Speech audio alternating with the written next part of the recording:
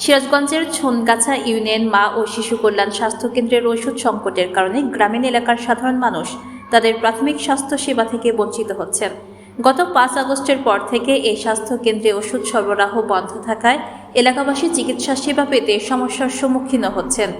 গ্রামের বাসিন্দা কুলসুম সরকারের জ্বর ও প্রসব ব্যথা নিয়ে স্বাস্থ্যকেন্দ্রে যাওয়ার পর সেখানে উপস্থিত স্বাস্থ্যকর্মী শিউলি খাতুন ওষুধের অভাবে তাকে উপজেলা স্বাস্থ্য কমপ্লেক্সে যাওয়ার পরামর্শ দেন। শিউলি খাতুন জানান, আমাদের এখানে 1 মাস ধরে কোনো ওষুধ নেই। একটি কার্টুনে ওষুধ ছিল যা ইতিমধ্যে শেষ হয়ে গেছে।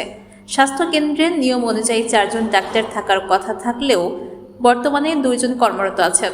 প্রয়োজনীয় ওষুধপত্রের অভাবে তাদেরও সঠিকভাবে কাজ করা সম্ভব হচ্ছে না। এই স্বাস্থ্যকেন্দ্র সপ্তাহে 6 দিন সকাল 9টা থেকে বেলা 3টা পর্যন্ত খোলা থাকে।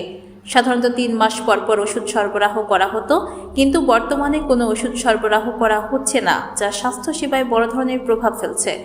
উপজেলা স্বাস্থ্য ও পরিবার পরিকল্পনা কর্মকর্তা ডাক্তার ইরফান আহমেদ জানান, আমি খোঁজ নিয়ে দেখছি কোন কোন স্বাস্থ্যকেন্দ্রে সমস্যা রয়েছে। জেলা civil surgeon doctor Nurul Amin বলেন, ছনগাছা ইউনিয়নে দায়িত্বে থাকা প্রতিনিধির মাধ্যমে বিষয়টি সমাধান করা হবে।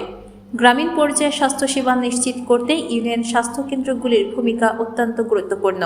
স্বল্প খরচে এবং সহজলভ্য চিকিৎসা সেবা প্রদানের লক্ষ্যে এই কেন্দ্রগুলো স্থাপন করা হয়েছে।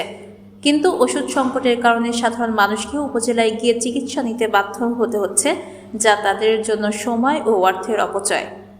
জলিলুর রহমান জনের তথ্যচিত্রে সীমা আক্তার, চ্যানেল 21, সিরাজগঞ্জ।